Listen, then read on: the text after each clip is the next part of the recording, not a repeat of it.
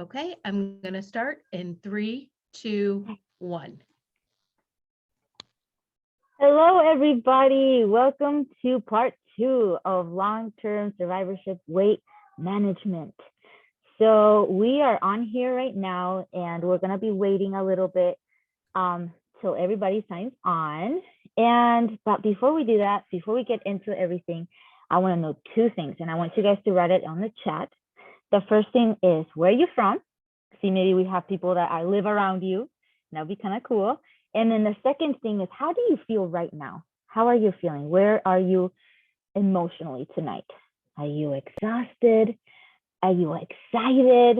Are you ready to learn? Are you just tired? It is. I have my son upstairs. So if you hear him, he is just having fun. So, hi, Elsie. Where are you from, Elsie? So again, if you are just now joining in, we're trying to type on the chat, waiting for everybody. So we're just going to play a little game, waiting for everybody to jump on. Where are you from? And how are you feeling right now? So Jenna says she's from New Hampshire and she's feeling good, excited to learn. That's what I like to hear. Nicole from Indianapolis, and you're hungry. Me too, I didn't have dinner yet. From New Jersey, Joanne, and she's exhausted. I can understand. It is in the middle of the week, right? Erin, she is feeling good today. And Caitlin from North Carolina. That's where I got married. That's awesome. From New York, and she's feeling overworked. Well, I'm glad you're here today. I hope that you can get a little bit of peace. Melissa's going to be talking a little bit about that. I'm excited to hear her. Hopeful. I love that. She's feeling good today. Cheryl, I'm glad you're feeling good today. So many people are feeling good. Isn't that a good feeling? Awesome. I'm so happy. I'm so happy. We'll give it one more minute. See who else we got going on. Suzanne from New York City. Tired but happy to be here. I can say that I feel the same way you do, Suzanne. Tired but happy. And then we have Bryn from North Carolina again, feeling good. San Francisco, Minneapolis, North Carolina. A lot of people from North Carolina today. New Jersey. She's feeling okay.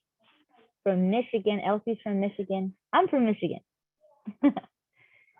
From North Carolina, good. All right, so let's get into it, everybody. Thank you for being here today. My name is Debbie Lindley Lopez. I am the manager of community support here at Young Survival Coalition. So welcome to part 2 of the series of weight management for long-term survivors today. So in a few minutes, you will hear from our expert panelists, Dr. Elizabeth Boham, Melissa Efford, and Jen McRobbie, followed by plenty of time for group discussion and awesome questions. So if you haven't already joined the private Facebook group for all the series, we will put the link in the chat. I think some of my coworkers are going to be putting some links up tonight. So feel free to go on there and click them, and it will take you directly to our Facebook private group. And also last month's session, so that was on our YouTube channel, and they'll put the link up there shortly. And you can continue to use this Facebook group after tonight to ask questions, motivate each other. You can continue to use it. There's no better way to stay motivated than to have a community of people encouraging you. And that's what our Facebook private group is all about, to encourage each other, women and young adults encouraging young adults, women encouraging women. It doesn't matter, we're all here for it. So a few quick instructions. The first thing is use the chat. We want to see and hear you guys. And unfortunately, we can see you because it's a webinar, but we can see what you're writing. So please use the chat to write anything down. The Q&A for any questions that you guys have, and we will read those off at the end of the session. And now I want to take the time to introduce Melissa Efford. So go ahead, Melissa. I'll leave the floor to you. Thank you. Thank you so much for kicking it off in such a lovely way, Debbie. And hi, everybody. Nice to see you again, those of you who joined us for session 1. And I'm so happy to be here with Jen and Liz, my new favorite people to hang out with on Zoom. My name is Melissa Efford, and I'm a certified life coach, and I'm passionate about helping, particularly helping other cancer survivors make peace with their bodies and move forward after a cancer diagnosis. Some of the things I unpack are, what did this diagnosis come here to teach me, and how do I move forward? What do I want my life to look like now? And I wanted, in case you missed the opening session last month, the way I started was with a brief guided visualization on meeting your inner leader. This is that wise, loving part of you that sees the big picture, wants the best for you, and holds you with love and compassion. And the reason we started in that place is because if we aren't connected there, that mean, snarky inner critic can take up way too much real estate in our brains. So we started there, thinking about not only what am I going to do, but who do I need to be? How do I need to show up for myself to make this meaningful shift? Before I move into the piece that I want to offer you tonight, I thought maybe we could just start by, if you want to write in the comments, what were some of the challenges you experienced this past month? Maybe if there's some places where you got stuck, maybe you meant to do something and it just didn't work out that way. Whatever it is, if you had any challenges, feel free to write them in the chat. And I think Debbie's going to maybe chime in and read off a couple. So Jenna said, feeling like a stranger in my own body. Wow. Yeah. Powerful. I know that. I can really sympathize with that. And if there aren't any more, or maybe there's a couple more trickling in. Stress, inability to remain active, sadness, gaining energy after surgery, and then decline energy after beginning radiation. Signing up for Noom, but I haven't been logging any of my meals. Waiting for biopsy results for a mystery growth that is growing too fast for my doctor's liking. Healing from side effects from active treatment, feeling weaker. Bone deep fatigue. Eating my stress. Yeah, so we're gonna make space for all of that, right? Like these challenges that we have, and life is like that. We could have some successes. We're like floating along, things are working, and then we have a day or a moment in the day where we feel progress is stalled or we're really struggling. So holding all of those struggles with compassion. And I don't want this to feel too forced, because we could certainly spend a lot of time reading all of these, but I want to make time to hear some of your wins too. What were some of the successes you experienced in this last month? There's a couple you want to share.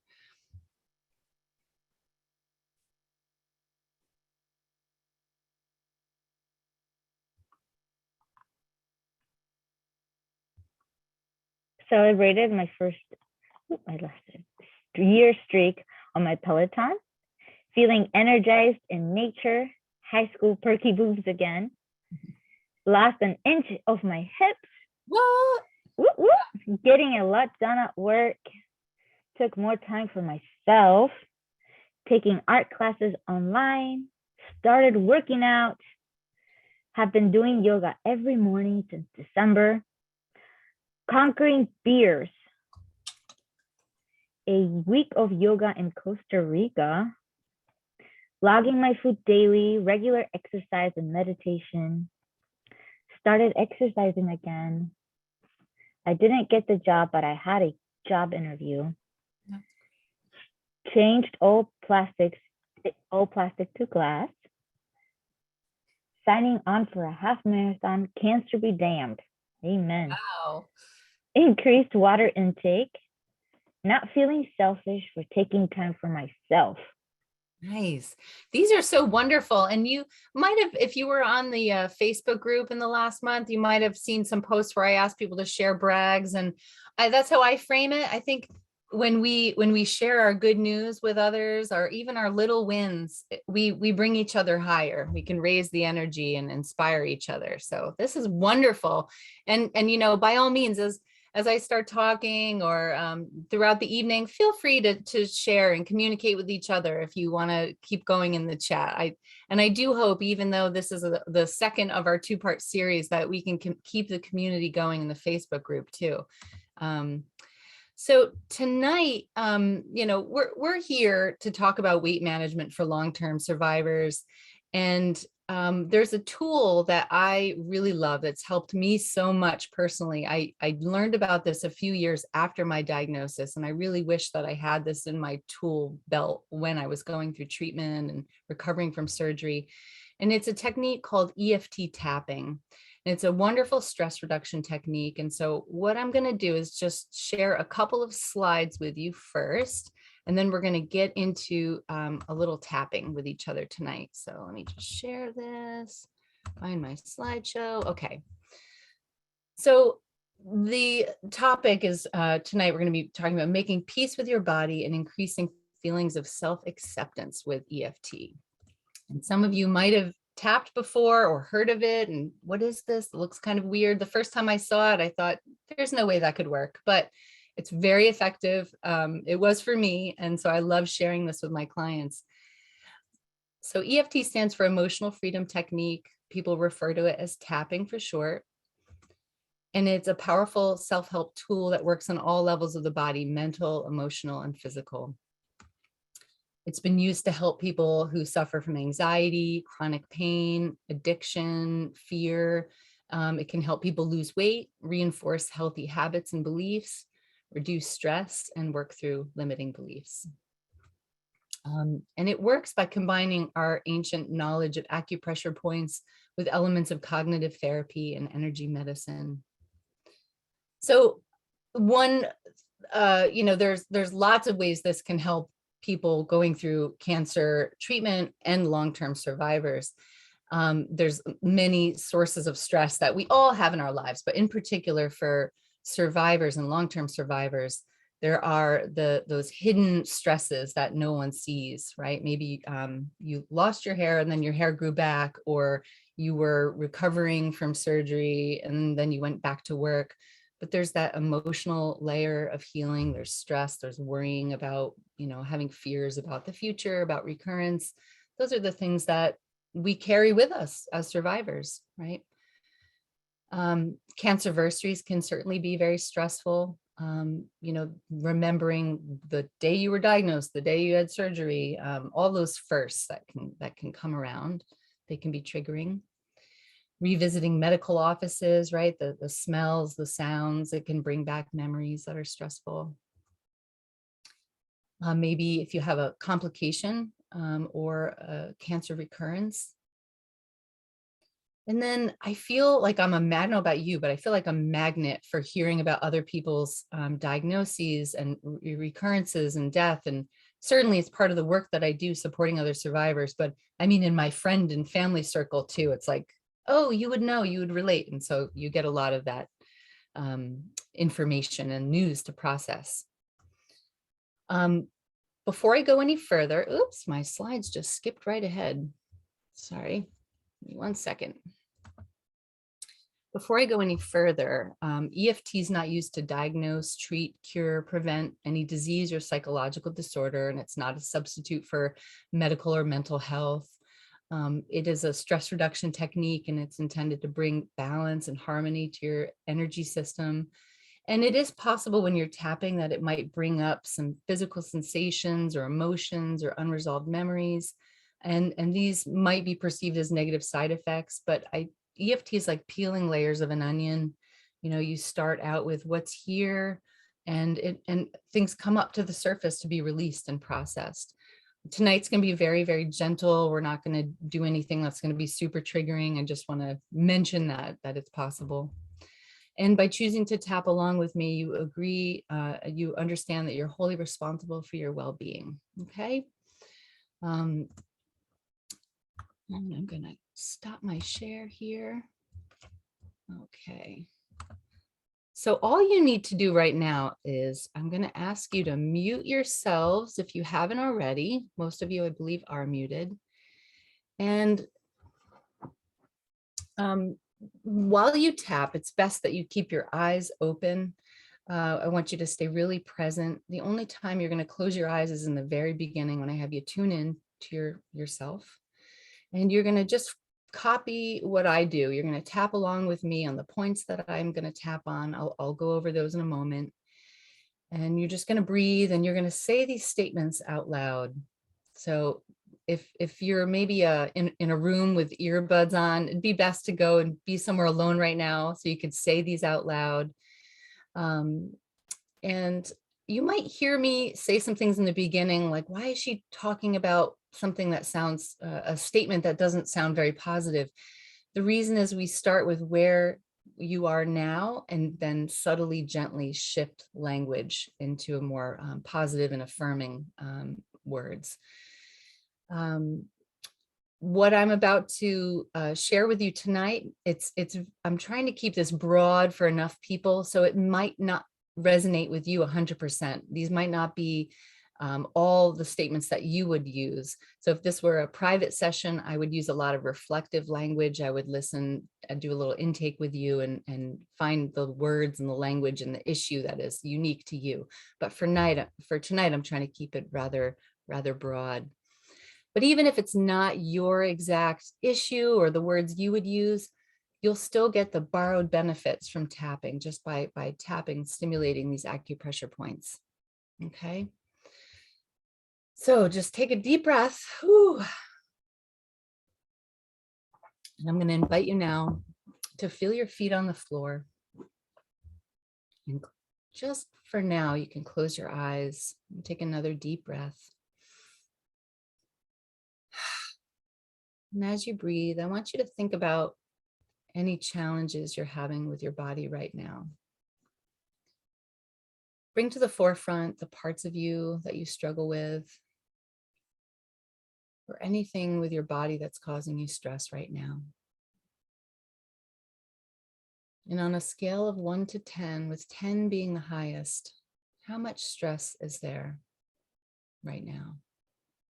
Just quietly notice what that number is for you.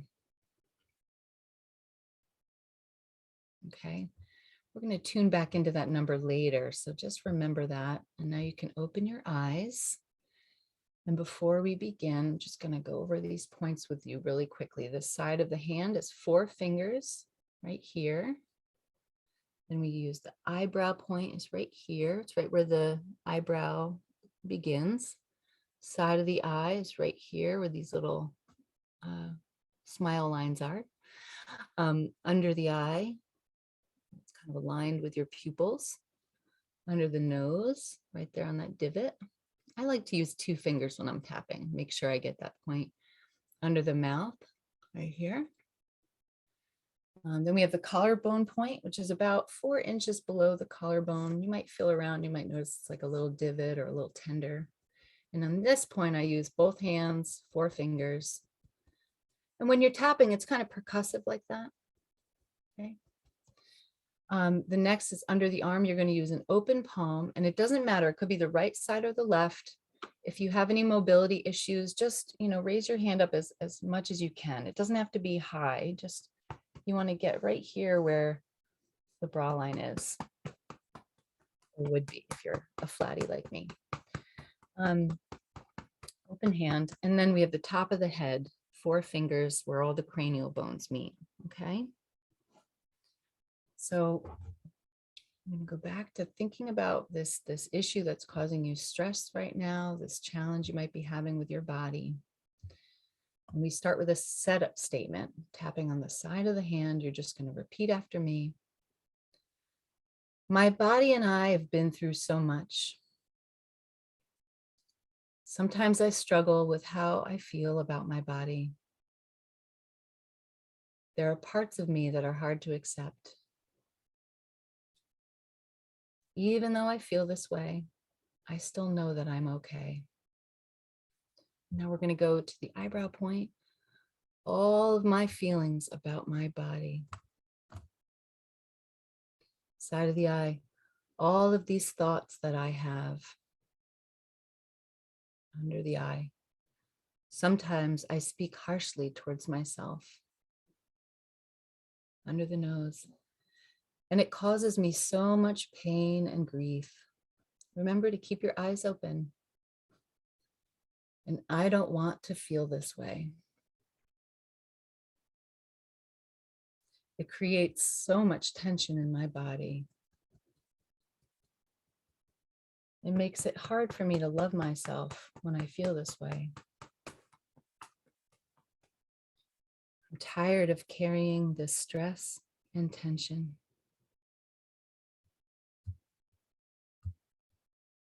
Part of me knows that I am more than just this body, but still I struggle. Part of me knows that all bodies age and change under the eye, but this body of mine has been through so much. I am choosing to give myself permission to feel all my feelings.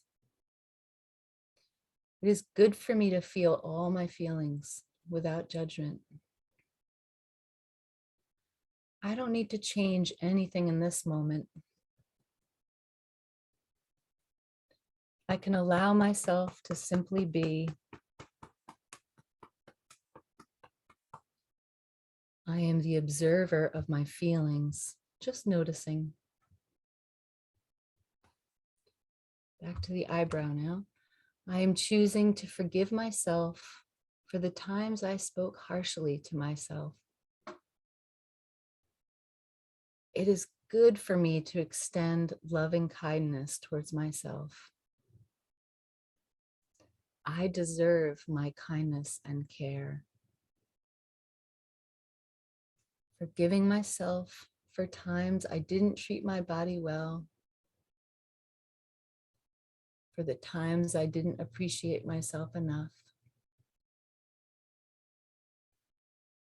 I am ready and willing to heal my relationship with my body. Oops, sorry, under the arm here. It starts with the thoughts that I hold about myself right now. I know that I am a work in progress.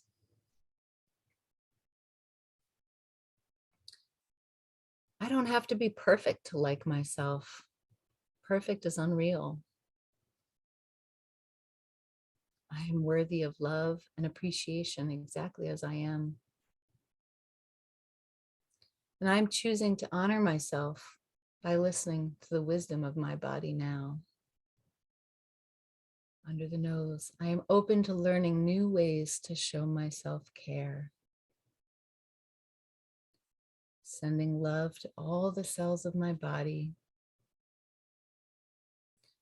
Appreciating all the ways my body is working hard to keep me alive in this moment. My heart pumping blood, my lungs taking in oxygen, the way I'm digesting my food.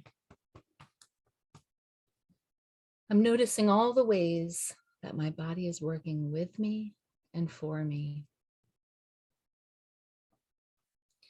In this moment, I choose to let go of judgment and comparison.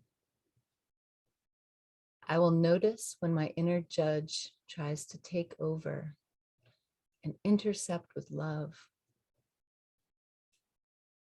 It is good for me to approve of myself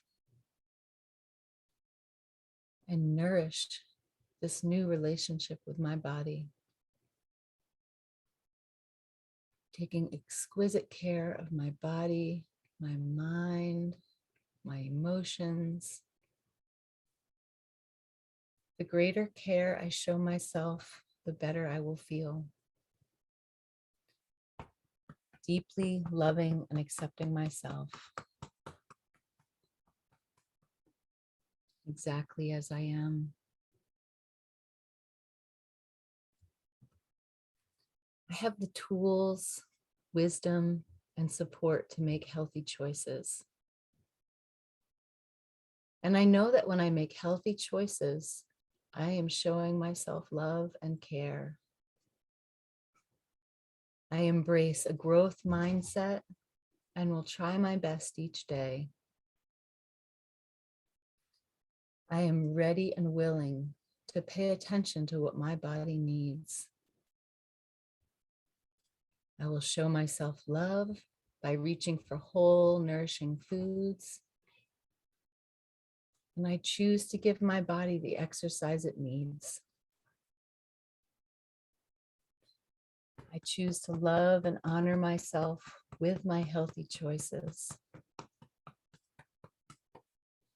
bringing that love into every cell of my body right now.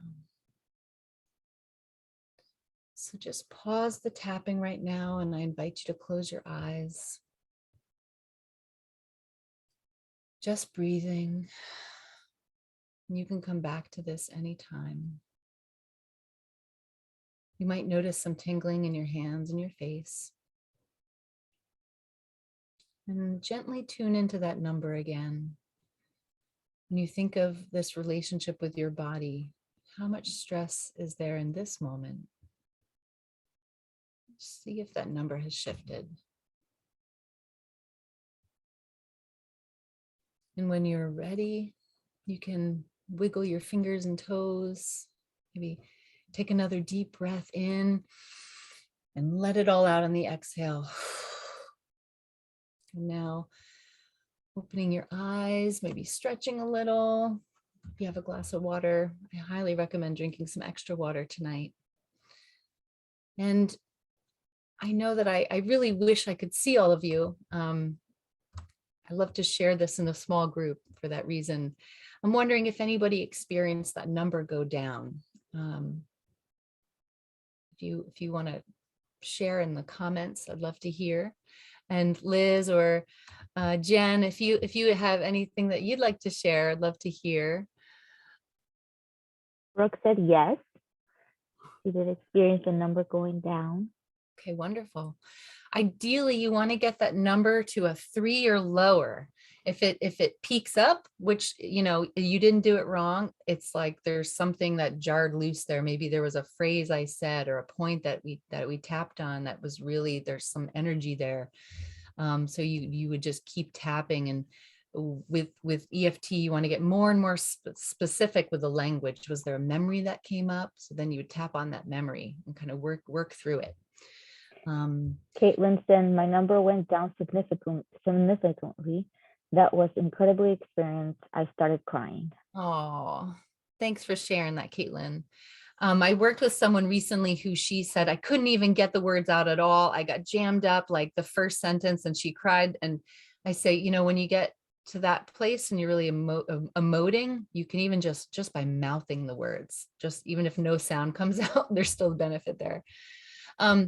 I know we have a lot more to cover tonight, but I have one request, and this is, if you would like a little bit of homework after this meeting tonight, I invite you to place a hand on your heart and a hand on your belly and just ask yourself these 2 questions. Just tune into your body and just say, what do you need?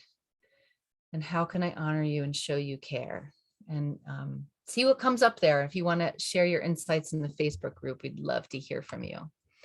So I know Liz, Dr. Bohem, has lots to cover tonight. We have lots of questions for her. So I'm going to mute myself and take it away, Liz. Oh, thank you, Melissa. That was just beautiful. That was so beautiful. Thank you. And just what I needed. And I think, you know, my experience with myself and so many of my patients is that tapping is so powerful, just like we just experienced there. And it's wonderful to have those tools. And so thank you for sharing that. And I'm going to share my screen.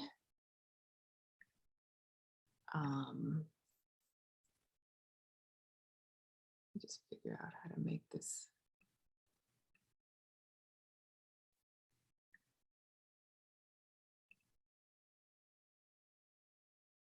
Okay. And, you know, I wanted to just come back to where we finished off last time for people who weren't here last time, or, you know, if you just want a refresher. I think it's always good to go back to the basics with food. And I think one of the things that came up to me when we were going through that with Melissa, and just honoring our body and appreciating our body, and, you know, trying to take some of the judgment away from how we judge ourselves. I think it's important with food and nutrition as well, and to recognize that what we do most of the time is what's most important, and to not just get hung up, try not to get hung up on the times when we don't do everything right, because none of us do everything right, and that's really not the point. The point is to make the right choices most of the time, because we're making those choices to nourish ourselves and nourish our body and nourish all the cells so they can do what they need to do. So, you know, what do we focus on last time? Just some of the basics of good, healthy nutrition. You know, as Michael Pollan says, eat food, not too much, mostly plants. Just, he's brilliant. The importance of balancing blood sugar. We spent a good amount of time last time making sure that at each meal you have a really good source of protein, a lot of fiber, and some good healthy fat. And what that does is it helps prevent spikes in blood sugar and insulin, which is critically important. You know, avoiding packaged foods as much as possible, because a lot of those foods have added sugar. And, you know, one question came in last time about, well, how do we kind of get away from foods that have labels on it? And really it's just experiencing and experimenting with cooking more, really getting back into the kitchen more. And that will really help with pulling away some of those foods that have labels on it, really. And I was thinking of, somebody asked a question about good recipes and good books with recipes. Rebecca Katz has beautiful books out there, Cancer Fighting Kitchen, and many that are wonderful to explore. There's a lot of other good ones that I'm sure people will share. I'm going to talk a lot about phytonutrients, and there was a lot of questions about the balance of animal and vegetable protein. We spoke last time about, in general, I recommend that people get protein at most meals of the day to help with balancing blood sugar. And there's benefits to both animal and vegetable protein. The vegetable proteins are wonderful. So people had questions about what are good vegetable proteins. So beans and legumes, nuts and seeds, soy and its whole non-GMO organic source. So, you know, tofu, edamame, all the chickpeas and those things, great sources of protein. The nice thing about animal protein is that it can help people feel more satiated and help us get in the nutrients we need without too many calories. Sometimes when people are all vegetarian or vegan, they end up getting too many calories or carbohydrate-rich calories, which for some people can cause an increase in blood sugar and insulin. Not everybody. So in general, this is a generalized statement. I will often go toward balancing, getting the best of both worlds there. And of course, really paying attention to alcohol, because that does have an impact on risk of breast cancer and breast cancer recurrence.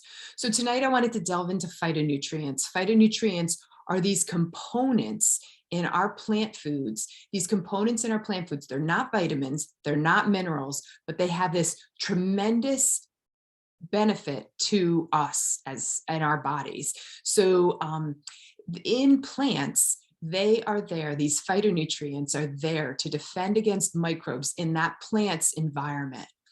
What we've realized is those phytonutrients in our body have a lot of anti-cancerous properties in them. So they can help reduce the oncogenic potential of a carcinogen in the environment.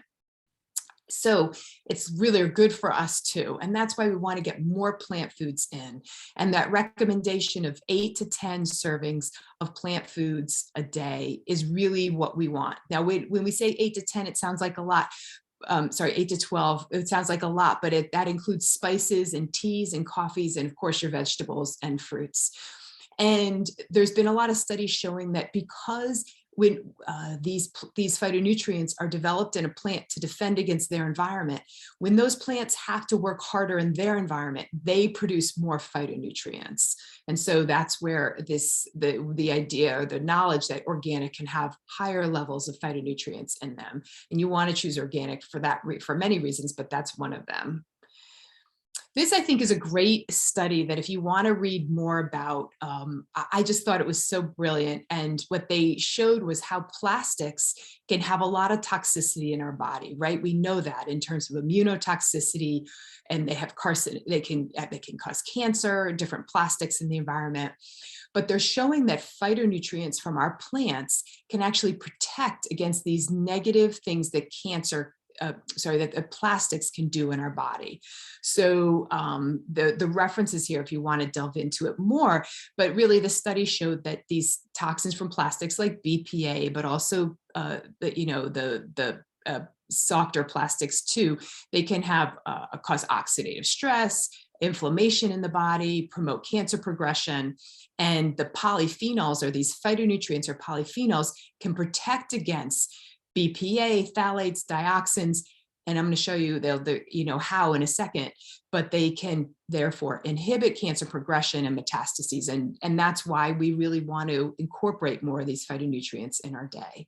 So this is just a diagram showing where BPA, that's that hard plastic BPA, and how that can have an influence in both your cancer cells on the upper left and normal cells on the bottom right, and how the BPA can cause inflammation and influence proliferation of cancer cells.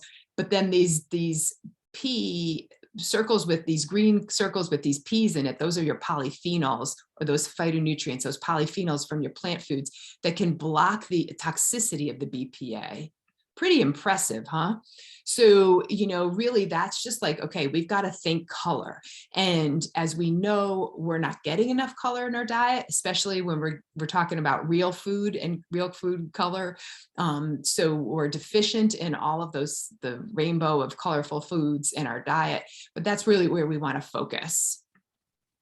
So think color, and, we're thinking, okay, if I have a lot of green vegetables, I'm going to get chlorophyll, and my cruciferous vegetables, I'm going to get glucosinolates. These are different phytonutrients. Isoflavones, that's in soy, for example. Flavonoids in like green tea has EGCG, and our carotenoids. Those are all different types of phytonutrients that have this powerful effect in our body. And when you're thinking about how many vegetables and fruits do I need in a day, it's 8 to 10 1/2 cup servings, or about 4 to 5 cups a day is really what you're reaching for. But that 8 to 12 servings of phytonutrients, including the spices, teas, and is also a good goal to have. So just to talk quickly about the power of these cruciferous vegetables, you guys know, you've heard so much about cruciferous vegetables. That's broccoli, cauliflower, cabbage, and kale. The glucosinolates in those cruciferous vegetables are what give the cruciferous vegetables that bitter taste. But the power of glucosinolates and sulforaphane, which is in those cruciferous vegetables, is they have pro-apoptotic activity, which means they cause cancers, they cause cells in the body that are supposed to die. They can decrease DNA damage that can occur from toxins in the environment, and increase glutathione, which is this really powerful antioxidant and detoxifier in the body.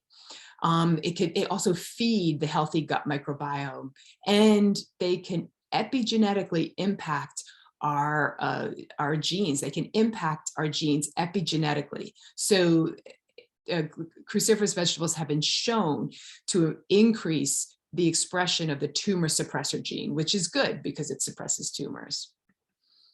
So isoflavones found in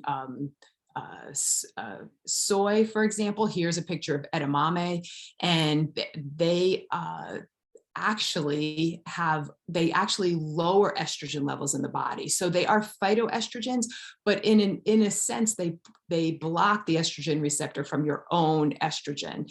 And the Shanghai breast cancer survival study was a seminal, really important study that came out in 2009 and really showed, because there was, sometimes people were concerned about soy if you have had breast cancer, and maybe if you had an estrogen receptor positive breast cancer, and is it something you can actually have?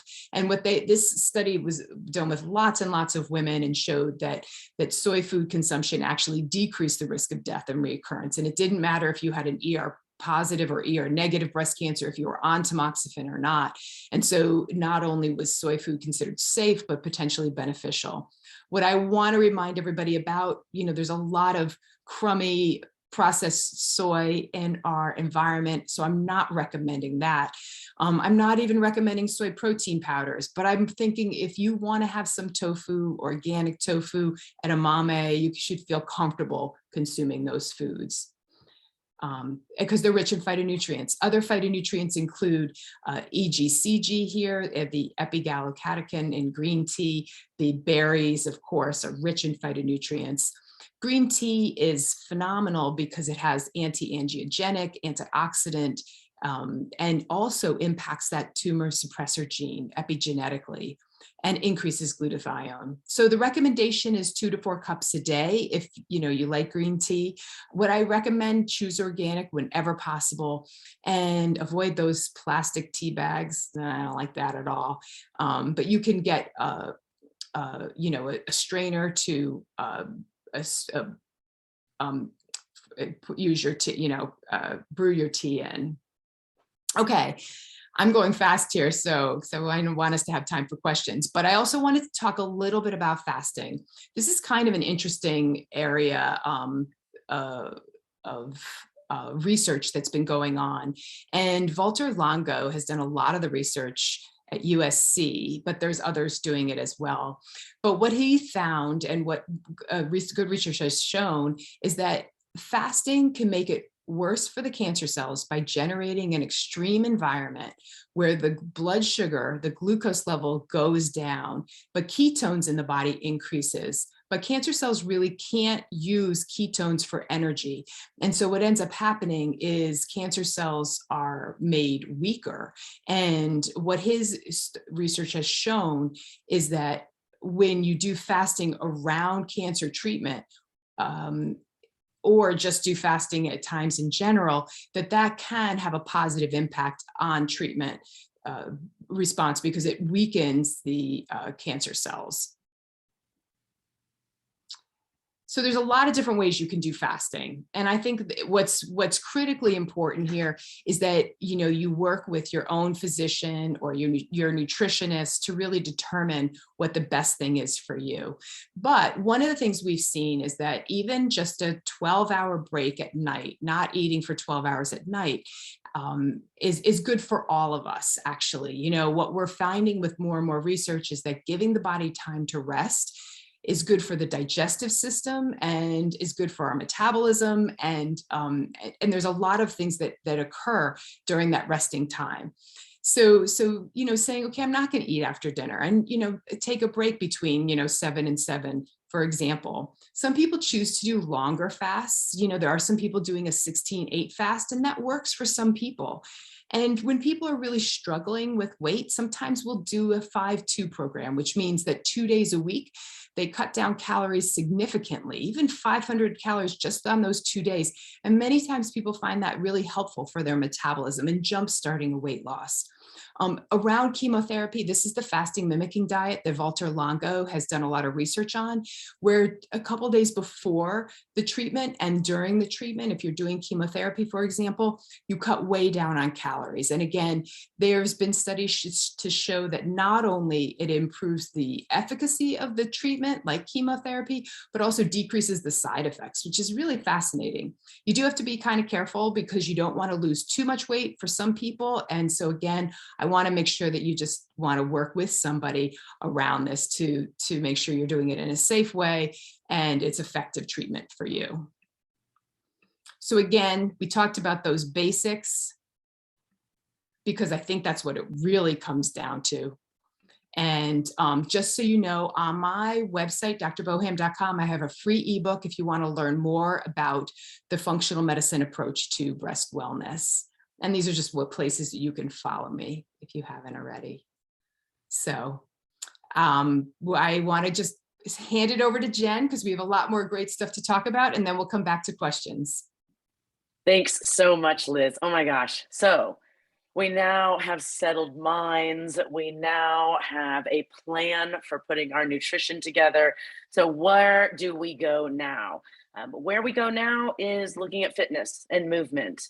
And there were a lot of questions last time about lymphedema. So those of you that are joining us for the first time, I am a sufferer of lymphedema.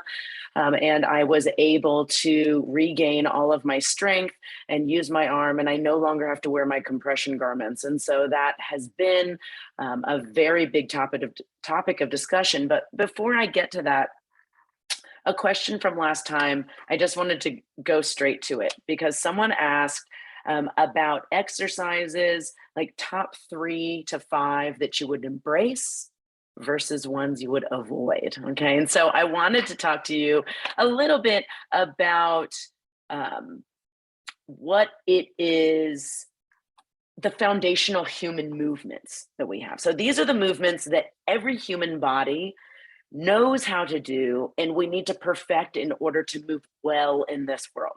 So the first one is the pull. So something where you're pulling open a door. The second is the push, like where you would push open a door or push a chair away. The third is a squat, so squatting down, maybe reaching something on the ground. Fourth is a lunge, so that is with the legs apart and moving down. The fifth is a hinge, so that's more akin to picking things up on the ground. That's where you move at your waist and take the upper body parallel to the ground. Then we have a rotation, and then we have a walk. Now, if any movement that you're doing in the day incorporates those foundational movements, then it is a movement to embrace. So now you're thinking to yourself, what does that mean? Okay, I have 3 specific exercises that I think everyone should do every day. And the first one is the squat. Okay, so if you can, I want you to stand up right now and keep your arms out in front of your body and then bend your legs and squat down. Now imagine that you've got a chair behind your booty and you're trying to tap that booty on the chair. We've got Liz and Melissa doing it too. That is your squat. Come right back up. You can do that exercise any day. You probably do it all day long, going in and out of your chair. Another exercise that I think everyone should concentrate on learning and doing every day is the push-up. Now, I know when I say push-up, everyone's like, oh, no, those are hard, Jen. So let me show you an option. And Liz, actually, you can do this option if you turn around. And Melissa, you'll be able to do it on your wall. So come to the wall, place your hands on the wall, and then slowly lower your chest. I slipped on my floor. Slowly lower your chest to the wall. There you go. Actually, Liz looks great. Liz, try to get those elbows skimming your sides a little bit more so that a little narrower. Perfect. Melissa's got great form. Frozen right there in that push-up position. So those 2 right there are exactly the type of exercises you should do every day. And wall push-ups are the best way to begin to progress your push-up form. Thank you for being my wonderful assistants, Liz and Melissa. You guys are amazing. For a push-up in particular, start with wall push-ups until you're comfortable doing about 10 to 12. And then you can start to move down the wall. You can use a chair, you can use a table. I actually like to, while my kids are doing homework and I'm helping them with homework, I put my hands on the edge of the table and I'll do push-ups while they're reviewing their homework with me, okay? So it's ways to get you moving, and particularly for arm lymphedema, push-ups are amazing because we're using the muscles that are helping our lymphatic system sort of move out that lymph fluid. The third exercise that I want everyone to embrace is a plank, and that's kind of hard for me to show you on here, but a plank on your knees works your core, your shoulders, your glutes, your hamstrings, your quads. Who doesn't want work in all of those areas, right? So you can look online. I can post some videos in our Facebook group after this on good and positive plank form. And if you can only hold a plank for 5 seconds, that's amazing. 5 seconds is more than enough because over time you're going to progress. So any exercise program should incorporate those 3 things, I believe, and you can do them every day and not hurt yourself. Now, exercises that we should avoid, anything that makes you feel like poop. That's what you should avoid. All right. There really are no exercises to avoid other than ones that make you hurt or don't make you feel well. There are people talk about burpees. Okay. And when I say burpees, some of you might recoil and be like, oh no, never burpees. Right. If burpees make you recoil, don't do them. Okay. Here is permission from Coach Jen to tell you you do not need to do exercises that don't make you feel good. There are lots of other things out there. Exercise should be something that you incorporate into your day because you love how it makes you feel. And you're hoping for the result of feeling good at the end of exercise.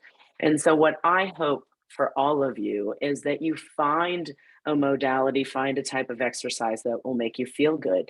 I know last time we talked a lot about dance. People love dance. It's great exercise. Yoga.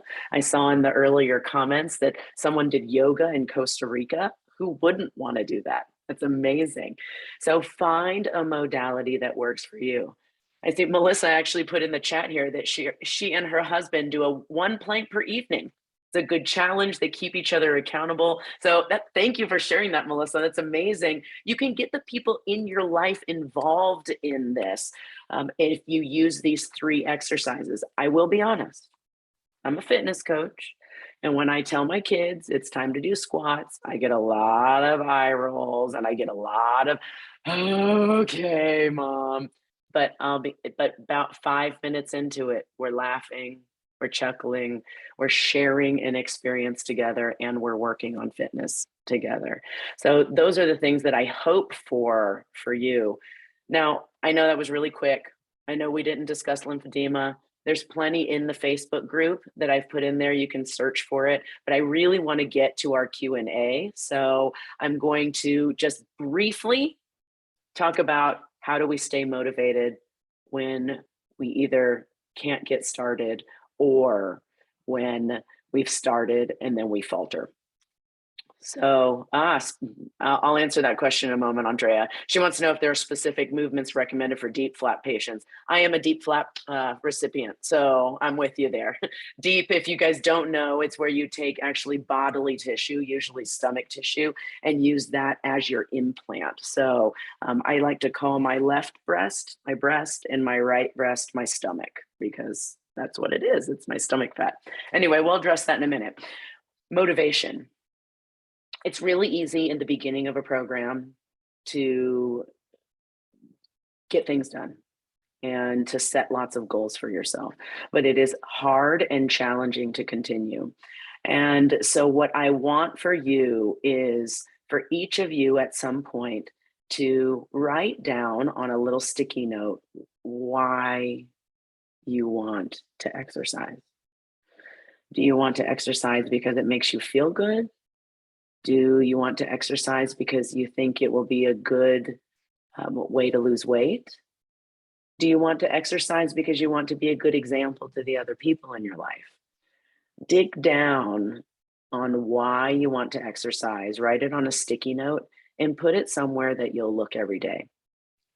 And on those days that you don't track your food, or you don't get your exercise in, or you only drank 1 glass of water instead of the 8 you want to go for, I want you to go to that sticky note and look at it and decide that why is more important than you feeling sorry for yourself for missing out on a day.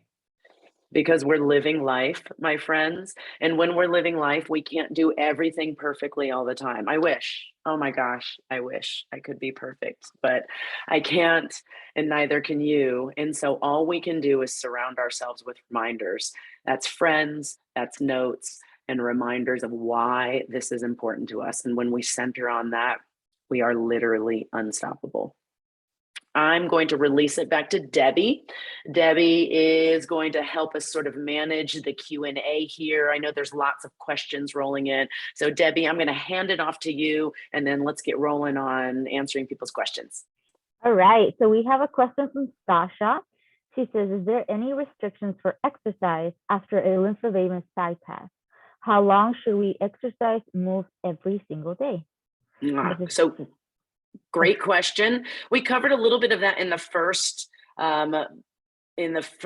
half of this. So make sure you go back and watch the video. But in general, 40 minutes of exercise a day is considered a good goal to shoot for. And I know in the last time we thought, oh my gosh, 40 minutes of exercise. So I broke this down for everyone, because exercise in any amount of time is beneficial for you. So I have it written down so I could remember. 40 minutes of exercise a day. If we break that down, then that means 4 minutes per hour that you need to work out. And you can break that up into 30-second increments. So we've got 2 30-second increments, and then you go on your day. Another 2 30-second increments, and you go on your day. So the exercises I just showed you, you could do 30 seconds of push-ups, 30 seconds of squats, and then go on about your day. And around lunchtime, repeat it. Okay, and do that 4 times in a day, and you've covered your 40 minutes of exercise for the day, and you have not had to carve out that entire time. Now, as far as exercise restrictions are concerned, that is definitely something that you need to speak to your doctor, or if you go to a physical therapist about. I can't diagnose you here, unfortunately, but in general, there are no limitations following a deep flap, following lymphedema, following implants or anything like that. But the recommendation is start slow and low. Okay, by that I mean, if you are accustomed to lifting weights, you should start with 5-pound weights. If you are not accustomed to lifting weights, maybe starting with 1s, 2s, or 3s, or even body weight like I showed you. Okay, so we're always starting slow and low, and then consulting with our healthcare professionals along the way if we're encountering problems. Long answer to a short question. What's next?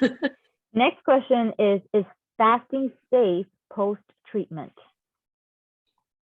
Yes, so fasting is great post-treatment. There's been a lot of research showing that fasting helps people with weight maintenance or even weight loss. And especially if you're getting stuck at a weight and you're having a hard time, breaking through, if you're trying to lose weight, fasting can be helpful. In addition, fasting has been shown to be helpful for, there's all sorts of studies showing it can be helpful for anti-aging and, decreasing risk of cardiovascular disease as well.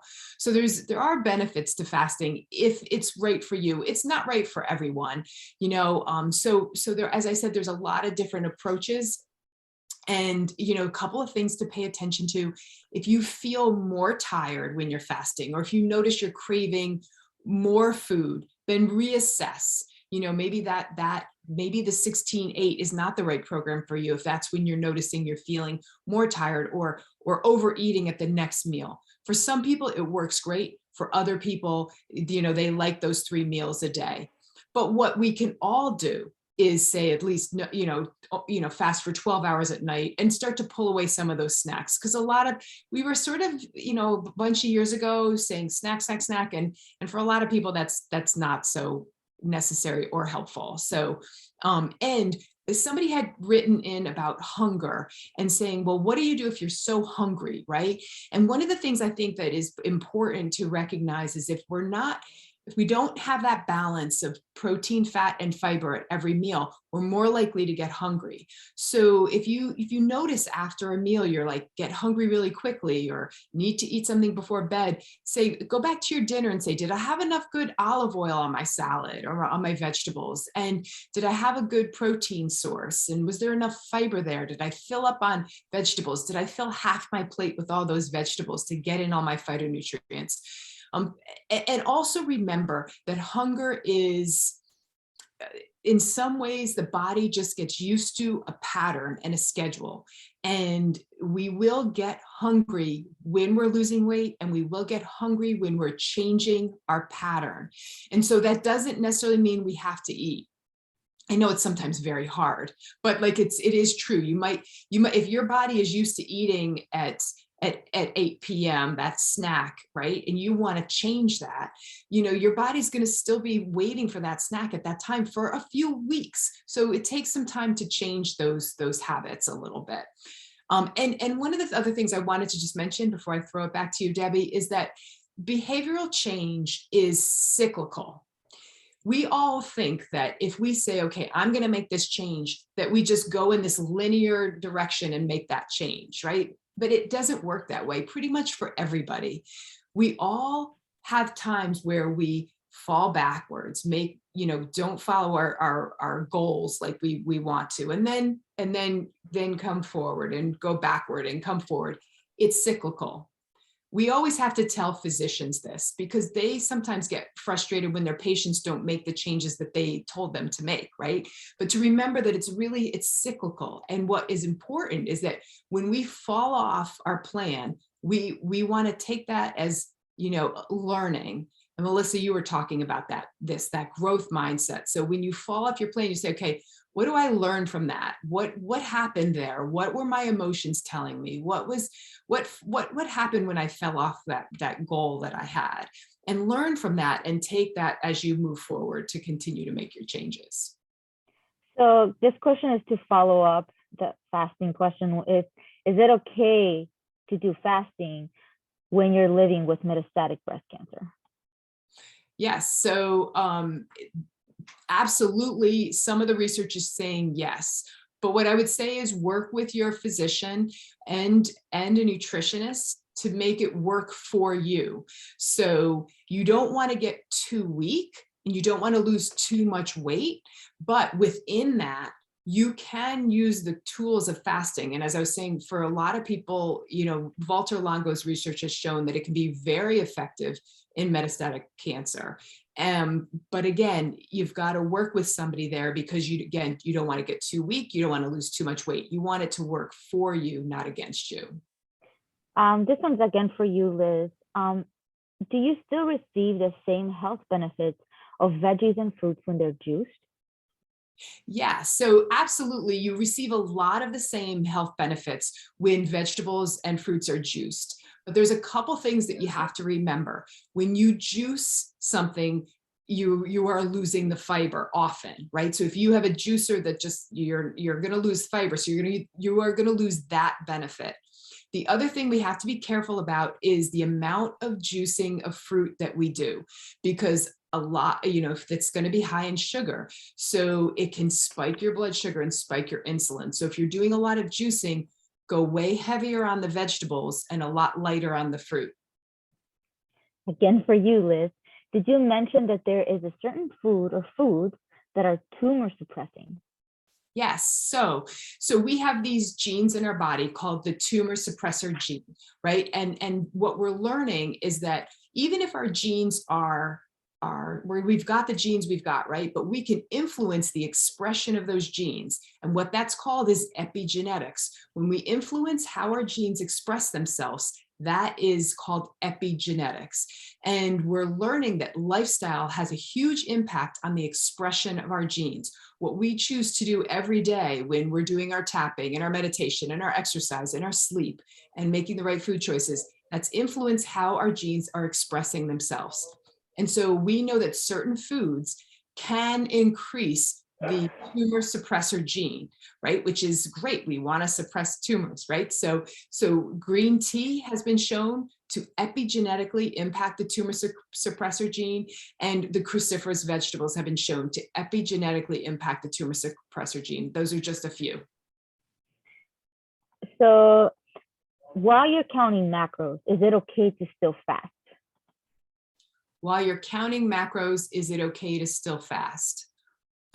Yes. So yes, you can think of them as differently. So fasting or time restricted eating can be anything from saying, okay, I'm not going to eat for 12 hours at night, or maybe I'm not going to eat for 16 hours in a day, or maybe 2 days a week I'm going to have a smaller intake of calories.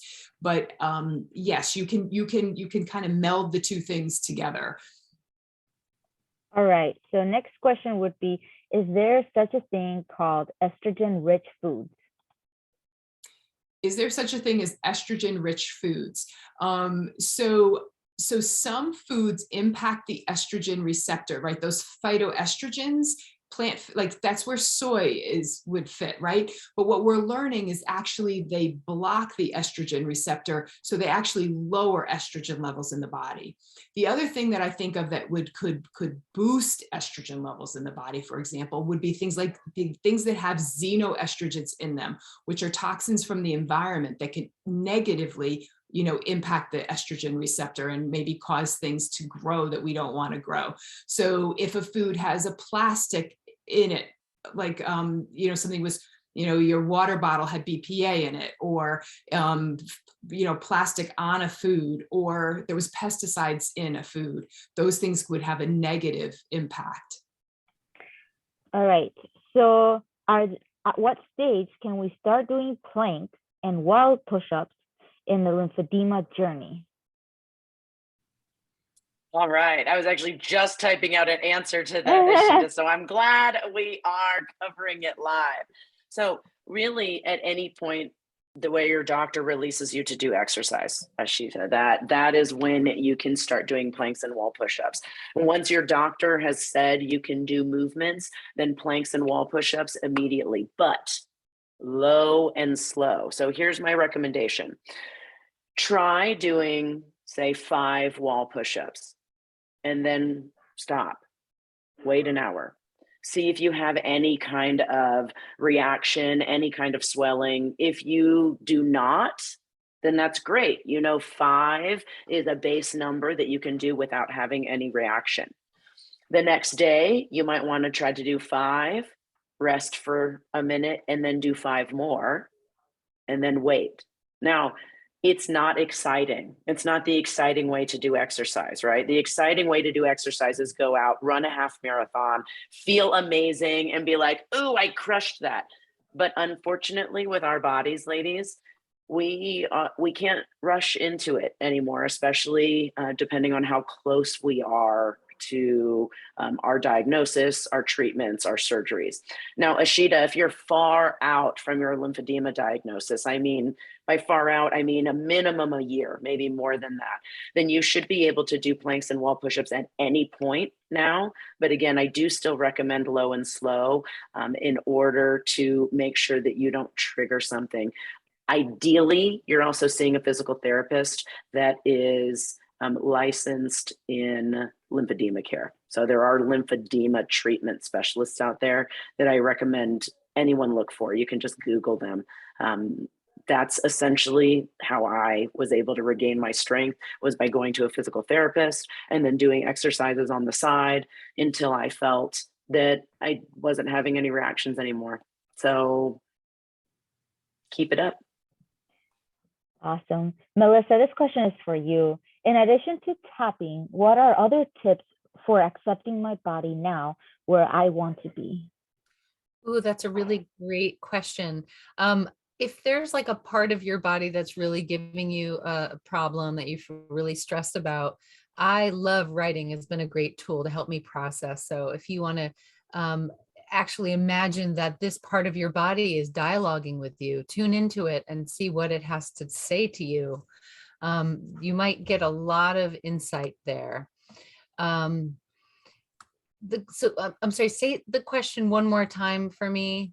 Sure. In addition to tapping, what are other tips for accepting my body now and where I want to be. Yeah, so I think it's very easy to dwell on the things that aren't working, that we don't love. So really, like, one exercise I love to do is an eye gazing exercise where you just look at yourself in the mirror, look deeply into your eyes as if you're gazing into the eyes of a lover, and give yourself some positive reaffirming statements, simple, something that feels true, that you can really believe, that doesn't feel like shooting to the moon, but just, I really appreciate how hard you worked today. I really see that you're trying.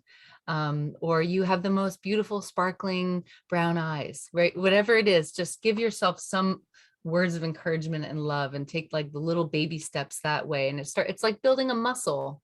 If you've been, maybe that inner critic voice has been really loud and been the dominant voice in your head, it takes a little bit of work and effort to build up a different kind of relationship to your body and practice. Thank you, Melissa. Here is the last question. What is everyone's tips for managing hot flashes or preventing with foods or movements? So this one, whoever wants to answer it, go ahead. Liz, why don't you go ahead? You want me to go first? Preventing hot flashes, my tips. Yes. So we do know balancing blood sugar helps. So anything that spikes blood sugar can spike a hot flash. Anything that causes stress in your body can bring on a hot flash. So I don't want to take all.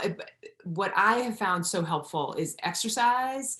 And I think that I keep my room really cool at night. I even have gotten one of those air conditioning pads for my bed to keep it cool, which I find really helpful. Avoiding alcohol and caffeine, because that can cause more hot flashes, and breath work. Those are some of my top ones. I could add to that too and say, like, alcohol is definitely a trigger for me. So limiting that. And I found a supplement, evening primrose oil, really helped me. It like knocked those incidences of hot flashes way down. And I feel like the further out I've gotten from my chemopause, surgical menopause, it's gotten better and better. I have far fewer. Mostly if I'm really nervous about something. I had an interview one time. It was terrible. I just suddenly like full on red face and forgot what I was going to say. I was just so embarrassed about my hot flash. That'll definitely trigger them. Jen, any other things? Yeah, my favorite, Melissa, is when I'm on mic and I've got 30 people in a class and I enter a hot flash. So I feel you on that experience. Yeah, so my recommendation is to take washcloths and wet them and put them in your freezer. And when you're at home and you're feeling a hot flash, if you put a cold compress on the back of your neck, it will almost immediately cool your body. That's why you see that happen in children's sporting events a lot. They'll put cloths on their heads and cloths on the back of their necks because that signals to your body to begin cooling. But oddly, exercise does help manage hot flashes. And I know a lot of people are like, well, it's increasing my body temperature. And that is true. But maybe it's just taking your mind off of the hot flash because you think you're sweating for another reason. I'm not exactly sure what the science is behind it, but any kind of exercise, if you're feeling a hot flash come on and you're able to sort of stand up, walk around a little bit, walk to your cooler to get your cold compress, it can definitely help. It's probably why we all flap our arms when we get a hot flash. Right? But definitely all of these suggestions from Liz and Melissa too. Unfortunately, as women, we're all going through it, not just breast cancer survivors. So. All right. Well, to wrap it up tonight, thank you so much for our wonderful panelists. I personally have already learned a lot, so I'm going to make my family do a few changes. So thank you so much, everybody. And unfortunately, we didn't get to go through all the questions. There were so many. So please, please, please go to the private Facebook group. And what I want you to do is I want you to write your question on there. And I'm sure one of our panelists will be happy to answer them for you. So please use the Facebook private group It'll help encourage other women that are maybe too afraid to ask the question, and you will be able to be an encouragement to them. So thank you for being here. You will see an evaluation pop up when the session closes, so please use it to share your experiences and tell YSD what future topics are important to you. So please, the Facebook private group is on, the link is on the chat right now. And so please go on there, register, ask to be a part of the group if you already aren't, and then ask your questions on there, because I saw there was a lot of questions that we didn't get to. So please go ahead, and thank you so much, Melissa, Elizabeth, and Jen. Thank you so much for being here today. You guys are amazing. Thank you all. Thank you. Bye, everybody. Thank you, everyone. Mhm. Bye.